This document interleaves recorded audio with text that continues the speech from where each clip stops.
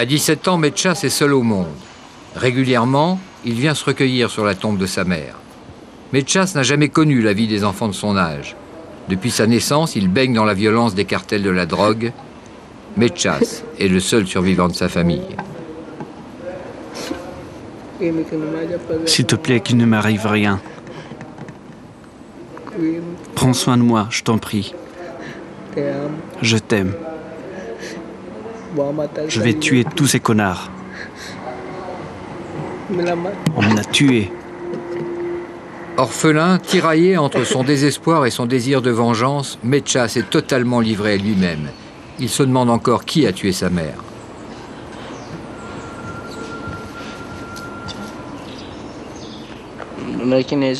Je ne sais pas quel connard c'est. Ça fait combien de temps? Ça fait 2 ans. Tu avais quel âge? 15 ans. Tu es seul? Seul. Qui d'autres ont-ils tué dans ta famille? 3 jours après, ils ont tué mes 2 frères. L'un à 13h et l'autre à 19h. Qui les a tués? Les bandes des quartiers. Des tueurs à gages? Oui. Et ton père? Ils l'ont tué aussi, ou il a disparu. J'avais une sœur, elle a été tuée aussi 2 ans avant. Ils ont tué toute ta famille? Toute ma famille. Maintenant, je suis tout seul. Tu es seul? Tu vis où? Là où la nuit tombe sur moi.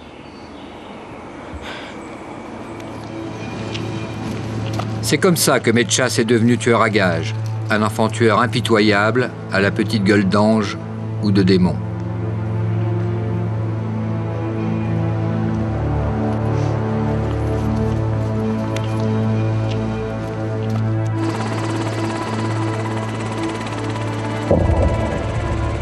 Pourquoi ces enfants de Medellín sont-ils devenus des criminels? Parce que la deuxième ville de la Colombie reste un haut lieu du trafic de cocaïne. Ici, pour faire régner un semblant d'ordre, c'est l'armée de l'air qui appuie les opérations au sol dans les quartiers à risque. Nous soutenons le travail de la police lorsqu'elle fait des opérations dans les bidonvilles contre les narcoterroristes, les milices et les guérilleros qui attendent en embuscade dans ces quartiers.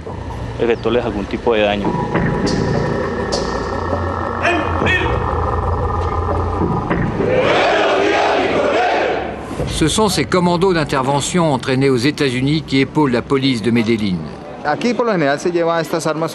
Ici, en général, nous devons utiliser cet armement de combat pour répliquer aux attaques, parce qu'ils ont les mêmes armes que nous. Mais nous arriverons avec des armes de pénétration, des fusils d'assaut et des mitraillettes.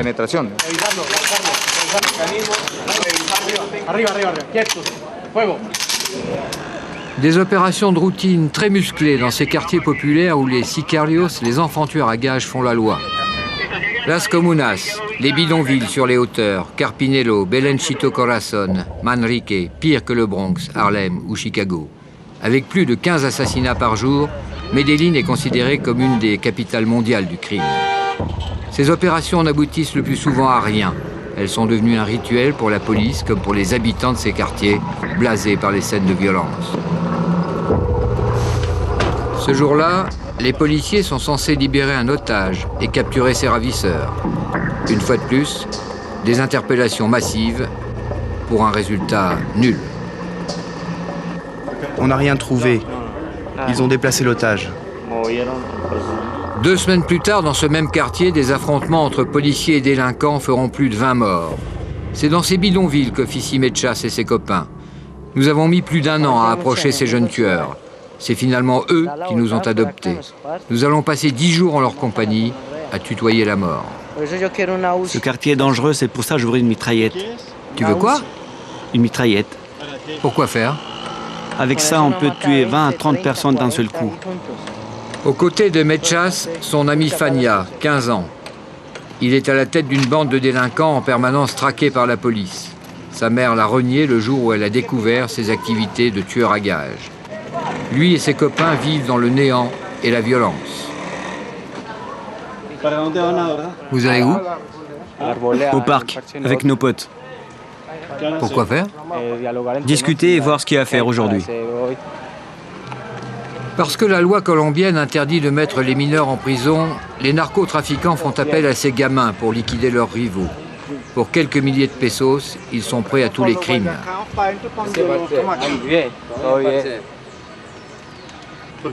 Pourquoi tu fais le signe de croix? Pour remercier Dieu d'être vivant un jour de plus. Tu crois en Dieu? Ouais, bien sûr. Tu vas à la messe? Non, sinon je fondrais comme une bougie. Pourquoi? Je suis un grand pécheur. Grand pécheur ou grande détresse, ils n'ont jamais connu que l'école de la rue, sa loi, sa violence. Et toi, quel âge as-tu? 15 ans. Et tu fais quoi? Je traîne dans la rue et je vole. Tu voles? Ouais, je traîne et je vole. Tu tues aussi? Ouais, Depuis quel âge? depuis l'âge de 13 ans. Tu as déjà beaucoup tué? Plus ou moins, pour le compte de ceux qui me paient. On te paie combien? Ce qu'ils veulent. 1 million de pesos, parfois plus. Et tu tues pour moins? Bah ouais. Ça ne te fait pas de peine? Non. Pourquoi est-ce que tu tues? La nécessité, mon pote. Mais tu as essayé de trouver du travail? Avec cette situation, c'est pas évident. Tu as déjà tué plusieurs fois? Lui, c'est El Flaco. Il prépare l'arme avec laquelle il doit exécuter son contrat de la journée. Il doit tuer un homme. Pourquoi? Comment? Il n'en dira rien. Quelques minutes plus tard, nous retrouvons Mechas au coin de la rue. Il dégaine vite. Sans vraiment comprendre ce qui se passe, nous avons juste le temps de filmer ces images. Le braquage d'une voiture. En quelques secondes, le propriétaire est en fuite. Mechas et son copain ont réussi leur coup.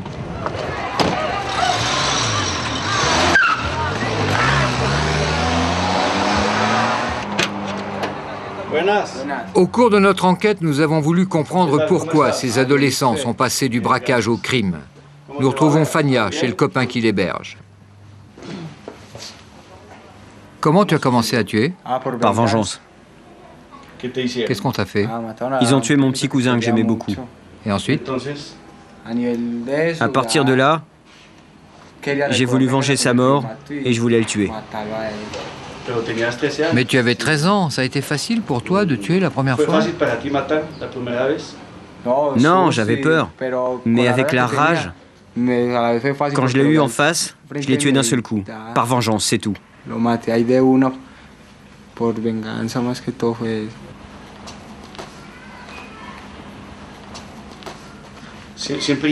Et tu as toujours l'arme sur toi? Ouais. Comment ça fonctionne tout ça? Eh ben, nous avons nos patrons qui nous demandent de faire des coups, et puis ils nous paient.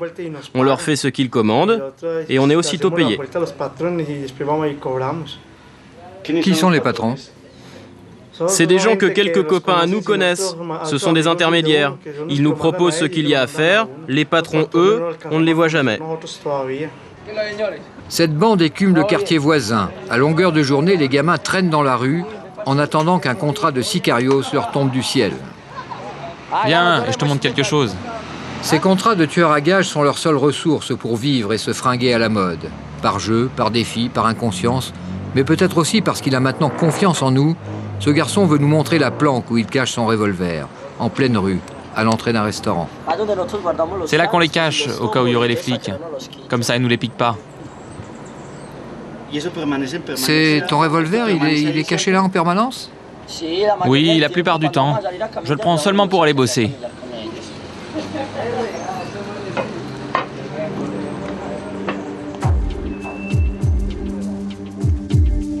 Prison de Bogota. Ce jour-là, nous avons une autorisation exceptionnelle pour une rencontre exceptionnelle au quartier de haute sécurité. Aucune caméra n'a jamais été autorisée à filmer le détenu que vous allez voir. John Jairo Velasquez Vasquez paye depuis 11 ans le prix de 72 condamnations. Pablo Escobar l'avait baptisé Popeye. C'est lui qui recrutait les tueurs à gages pour le compte du gros bonnet de la drogue abattu en 93. Pablo Escobar était entouré d'environ 3000 tueurs à gages. Quel salaire avait chaque tueur à gages? Non, ils n'avaient pas de salaire. Pour chaque assassinat, il leur payait une certaine somme. Quel âge avaient les tueurs à gages? De 10 ans à une cinquantaine d'années. Et toi, à quel âge tu as commencé à tuer? Depuis l'âge de 18 ans. Comment c'est arrivé? Pourquoi? C'était très naturel. En Colombie, on vit la culture de la violence. Tu es de Medellín? Oui. Comment s'est déroulé ton premier crime? C'était un meurtre commandé. C'était professionnel. On te payait par assassinat? Oui. Parce qu'à Medellín, c'est un métier. Même quand il fallait tuer des enfants, bien ça faisait partie de la guerre. Ce paisible quartier de Medellín porte le nom de Pablo Escobar. Ses habitants n'en ont pas honte. Ivan Hernandez a reçu des mains d'Escobar lui-même les clés de sa maison. Pendant qu'il vendait de la poudre de mort au monde entier, Escobar faisait du social à Medellín. Il a construit ici 280 maisons pour les pauvres. 10 ans après sa mort, on le vénère encore. Vous savez, la plupart des habitants de ce quartier, nous lui sommes très reconnaissants, parce que c'était un homme très humain. Il faisait très attention aux pauvres. Il aimait beaucoup les enfants. Et dans ce quartier, quand il était vivant, on recevait chaque année 1000 à 1500 cadeaux pour les enfants. Il nous envoyait aussi des vivres pour les fêtes de fin d'année et du cochon pour le réveillon. La plupart des habitants de ce quartier possèdent la photo de Pablo Escobar chez eux. On lui rend visite au cimetière, on prie pour lui. Nous l'avons toujours dans nos pensées. Les gens de ce lotissement préfèrent ne pas savoir d'où provenait le pouvoir et l'argent d'Escobar. Voilà sa photo. Qu'est-ce que vous faites avec cette photo, madame? Il y en a 2, je les conserve. Comme on garde des photos de famille. Qu'est-ce qu'il y a derrière ces photos? Une prière qu'il avait l'habitude de dire. Vous l'avez toujours sur vous? Oui, toujours, toujours. Héritier de la méthode Popeye, Mecha Sefania prépare un coup avec le diable, El Diablo, l'adolescent à casquette blanche, leur commanditaire. Regardez, je vous prête ce flingue et vous irez bosser avec. Il faudra faire vite, vous faites le boulot et moi j'attendrai votre coup de fil. Vous ferez ça le soir, quand il n'y aura personne. Est-ce qu'il faut vraiment qu'on le tue?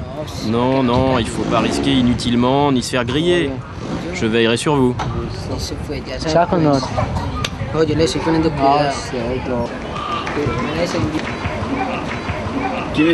C'est qui le diable? Lui, notre pote. Pourquoi on t'appelle le diable? Je ne sais pas, mon pote. Ils disent que c'est parce que je suis moche. En fait, je ne sais pas pourquoi. Qu'est-ce que vous allez faire maintenant, Mechas? Voler dans une salle de billard. De quelle façon? Un braquage. Il faut aller braquer un mec et voilà. C'est dans le coin?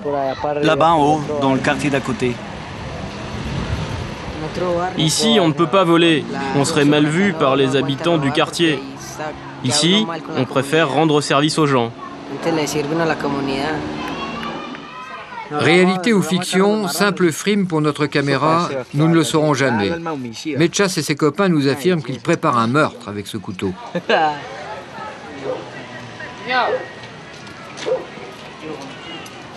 Qu'est-ce que vous allez faire avec cette arme? Décapiter la fille. Regarde, la prendre comme ça. Ils attendent un coup de fil de leur commanditaire, en s'amusant comme des gosses avec l'arme de leur prochain crime. La frime, les fringues, la drague. Comme tous les ados, Mechas et son copain attendent chaque jour leurs petites amies à la sortie des cours. Pour eux, l'école n'est plus qu'un lointain souvenir. La vie les a entraînés ailleurs. Elle me plaît beaucoup, elle. Qu'est-ce qui te plaît chez elle? Sa taille.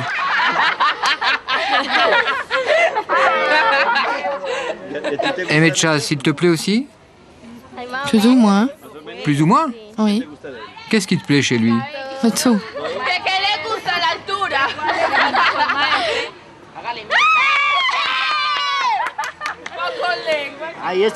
Elle, c'était aussi ma petite copine. Lui, c'est mon meilleur copain. C'est pas vrai, c'est pas vrai. Parce qu'il est un peu tordu. Lui, il joue un double jeu. Comment ça? Il allait me tuer. Il allait te tuer? Ouais. Parce que ma tête lui plaisait pas. Mechas, lui, n'a jamais raconté sa vie à personne. Et tu sais ce qu'il fait, Mechas? Il traîne à rien faire. Il travaillait dans un restaurant, à la plonge. Ah oui. Et après, il balayait les rues. Ah, et maintenant, il vit dans la rue. Il fout rien.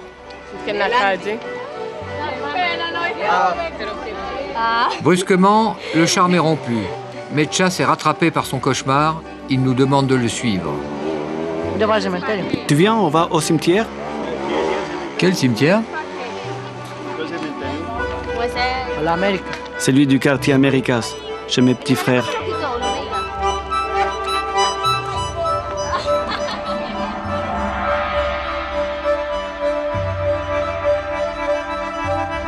C'est vers un autre cimetière qu'il nous emmène. Comme sa mère, ses frères lui manquent. Cela fait 2 ans qu'ils ont été assassinés. Pour fuir sa terrible solitude, pour évacuer le chagrin qu'il cache au fond de son cœur, il leur rend souvent visite. C'est dans ces moments-là que Mechas craque.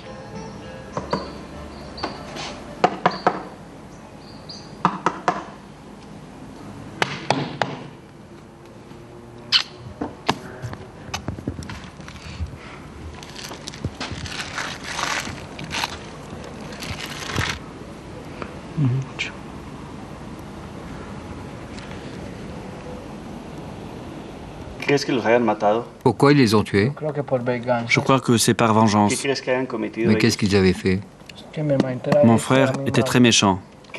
Il faisait quoi? Il tuait beaucoup. Et ton autre frère? Lui, il étudiait. Et tu crains pas qu'on te fasse la même chose? Si je meurs, je serai avec eux pour le moment qu'ils prennent soin de moi, qu'il ne m'arrive rien de mal. Quel âge avait chacun d'eux? Lui avait 24 ans et lui 17. Et toi? Quel âge tu avais quand ils ont été tués? J'avais 15 ans. Ils les ont tués devant toi? Non, j'étais à l'épicerie, mais on les a tués à l'intérieur de la maison. Où tu vis? Où je vivais.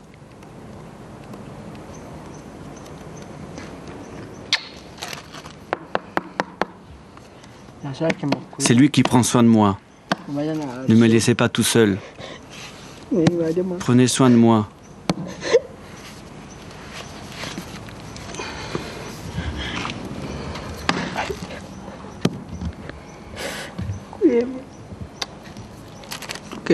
Lui, je l'aimais beaucoup. Je vous aime. Prenez bien soin de moi. Signé Oscar. Oscar est le prénom de baptême que lui avait donné sa mère. Mechas, c'est le surnom que lui a trouvé la rue. Mechas vit en permanence en compagnie de la mort de sa famille, la mort de ses victimes, la mort de ses copains assassinés. Il reste seul avec sa haine et sa tristesse. Il trouve rarement chaleur humaine et réconfort. Yolanda est une brave femme du quartier. Elle accepte de temps en temps d'héberger Mechas et ses copains. C'est chez elle qu'ils préparent bien souvent leurs mauvais coups. Yolanda est au courant de tout, mais fait semblant de ne rien savoir. Parfois, il me demande de le loger. Alors il dort ici.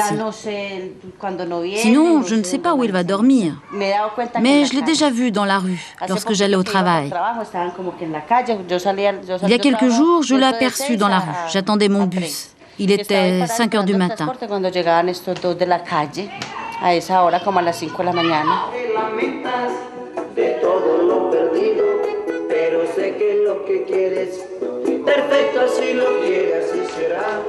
Chanson romantique et rap, la musique préférée des ados colombiens. Mais ici, on ne se laisse pas aller longtemps. Tout s'arrête quand il faut commettre un crime. Je dois aller me changer. Qu'est-ce que vous allez faire? L'assassinat de la fille. Aujourd'hui? Ouais. À quelle heure vous allez faire ça? À 6 heures. Avec qui tu vas le faire? Vous allez le faire maintenant? Aujourd'hui? Ouais, on va ramener la tête de la fille. Oh non, quelle pitié.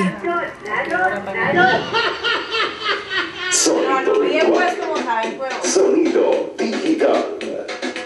DJ Ismael.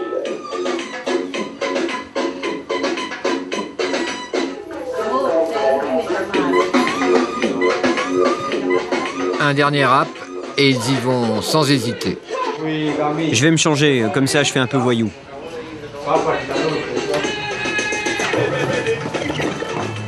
On doit lui couper la tête. Et qu'est-ce que vous ferez avec la tête? On l'enverra à celui qui nous l'a demandé. Vous enverrez la tête? Ouais, bien sûr. Ça ne t'impressionne pas? Mais pourquoi? Depuis qu'ils ont tué mon petit cousin, j'ai peur de rien, ni pitié de personne.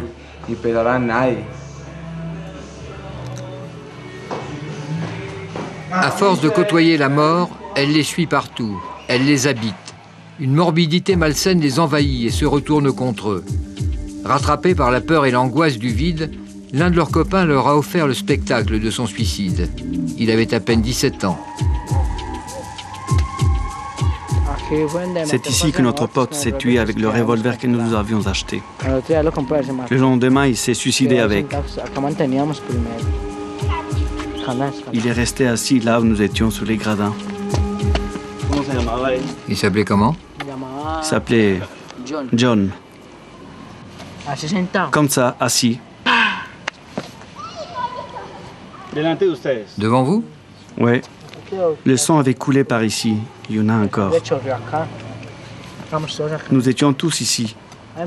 Ensuite, nous avons crié « Toutis, Toutis », puis nous l'avons emmené dehors. Lui, c'était aussi un tueur à gages? Eh bah ouais. Il tuait et volait comme nous.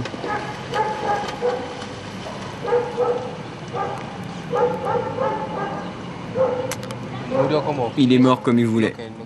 Il avait dit que personne ne le tuerait, qu'il le ferait lui-même et puis il s'est donné la mort. Il nous manque beaucoup. Parfois, il faut prier. On n'est pas vraiment des démons.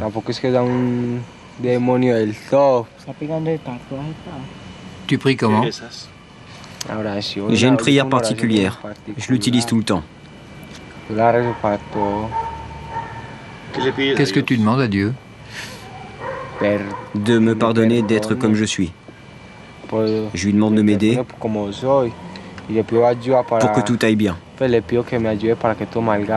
me protège. Il a ma vie entre ses mains. À lui de savoir ce qu'il en fera. Compagnons et complices dans le malheur, Mechas et Fania ont les mêmes mots pour saluer leur ami disparu. On t'aime. Tes amis t'oublieront jamais.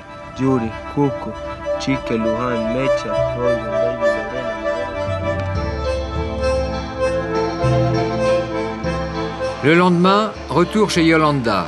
Fania et Mechas s'amusent comme les vrais enfants de leur âge, avec des pistolets en plastique.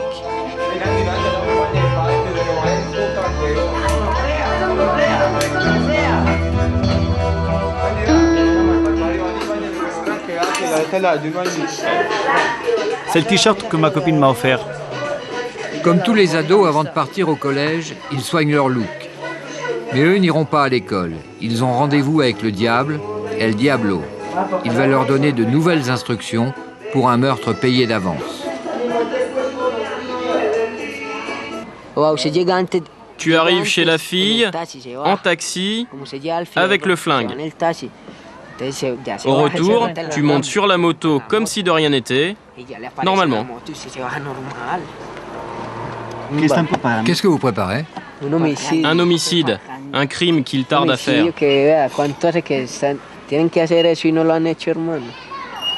Il s'agit de qui? D'une nana. S'ils ne la tuent pas, c'est eux qui se feront descendre. Ils le savent très bien, lui et lui. Pourquoi? Parce qu'ils se sont engagés à la tuer, et plus ça tarde, plus ils risquent d'être tués. Le soir même, tout se met en place. Fania, nerveux, cherche un taxi. Il cache son arme. Laisse-moi, je vais faire un tour. Mais tu es armé? Non, laisse-moi. Le bouquet de fleurs est destiné à tromper la victime. Il refuse de nous en dire plus sur le scénario du meurtre. Mechas le suit en moto pour le récupérer après le crime.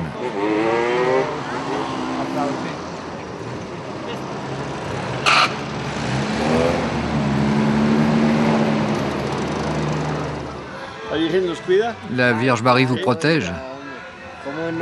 Bien sûr, de tous les maux et de tous les dangers. Tu crois en Dieu? Bien sûr, il faut croire en Dieu, en celui qui nous donne cette vie tragique que nous menons. L'attente est longue. Ça fait plus d'1 heure que Fania et Mechas sont partis. La nervosité s'installe. Je t'avais dit que ça serait chaud là-bas. Ils se sont fait griller. On aura d'autres coups à faire. Toujours d'autres coups et plus d'argent. Plus d'argent et encore plus d'argent. Fania revient enfin. Il reste 2 balles dans le revolver. Nous ne saurons jamais si le crime a été commis. Non.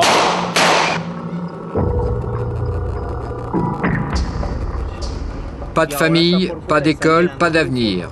Rares sont les adultes qui posent leur regard sur ces enfants tueurs. Le garçon qu'on va voir donne de très bons résultats. Il habite là-haut. C'est un quartier très chaud et très violent. William Zapata est éducateur dans un institut à Medellín. Son unique objectif est de récupérer ces gamins au bord du gouffre, de les sortir de l'engrenage mortel où ils sont piégés. Il nous emmène chez Andrés, 24 ans, un de ces jeunes qu'il a sauvés. Il vit aujourd'hui chez ses parents. C'était aussi un sicario, un enfant tueur.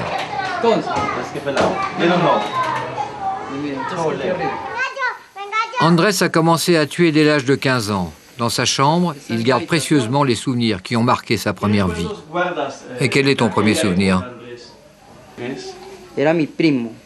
Celui de mon cousin. On l'a tué parce qu'il défendait une fille dans un autobus. Quand il est descendu, un mec l'a poignardé en plein cœur.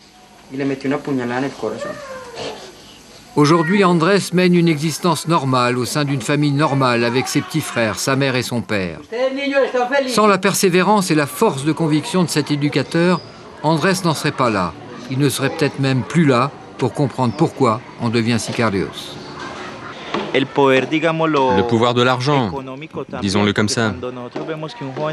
Lorsqu'elles voient un jeune sicario, les filles pensent immédiatement à l'argent. Eux, lorsqu'ils font un coup et qu'ils tuent une personne, c'est pour de l'argent. Et ça devient alors un phénomène de consommation. Ils ont la passion des vêtements de marque. C'est courant ici à Medellín. Les tueurs à gages sont habillés très branchés avec des vêtements chers, chemises ou jeans dernier cri. Ce qu'ils veulent, c'est séduire avec les apparences. Comment tu as eu l'idée de changer? Grâce à une petite copine. Je voulais avoir une famille avec elle. Nous avons plusieurs rêves dans la vie, mais il y en a un qui nous commande. Et c'était celui-là le principal pour moi. Mais alors, qu'est-ce qu'il fallait que je fasse? Changer. Et cesser de faire des bêtises pour commencer à être un nouvel homme, afin d'atteindre mon rêve, et je suis donc sur le chemin. Pour Andrés, une terrible parenthèse est refermée. Sa vie de sicario fait maintenant partie du passé. Marlon, dit El Diablo, a été assassiné par un autre sicario dans ce même quartier 2 semaines après ce reportage. Esteban, dit Fania, a quitté le quartier à la suite de menaces. Il a trouvé du travail dans un magasin de chaussures.